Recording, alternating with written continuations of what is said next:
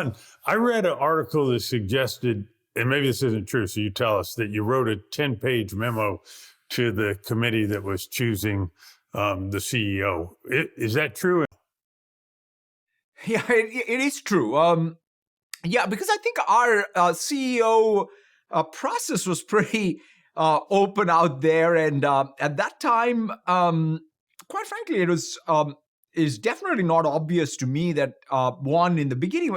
Remember, I never thought that first Bill would leave and then second Steve would leave, right? It's not like you join Microsoft and think, oh yeah, founders are going to retire and there's going to be a job opening and you can apply for it. I mean, that was not the mental model growing up at Microsoft. So when Steve decided to retire, I forget now, I think in August of 2013, it was a pretty big shock. And at that time I was running our server and tools business, as it was called, in which Azure was housed and so on. And I was having a lot of fun. And I didn't even put up my hand first saying, oh, I want to be CEO, because it was not even like a thing that I was thinking that'll happen.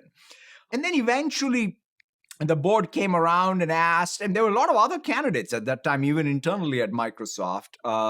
And so at some point in that process, they asked us to write. And quite frankly, it's fascinating. That memo, everything I said in it, right? In fact, one of the terms I used in that memo, which I subsequently used even in the first piece of email I sent out to the company, had ambient intelligence and ubiquitous computing.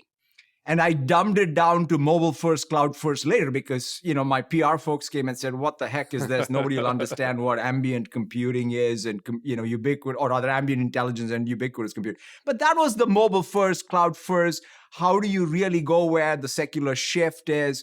Then understanding our structural position, thinking about Microsoft Cloud, what are the assets we have? Why is M365? In fact, one of the things I've always resisted is thinking of our cloud the way the market segments it, right? The market segments it, oh, here is IaaS.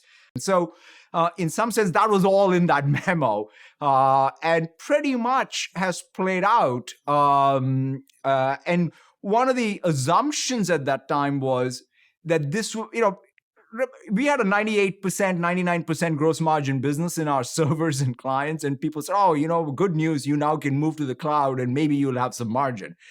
And so that was the transition. And my gut was, it is going to be less GM, but the TAM is bigger.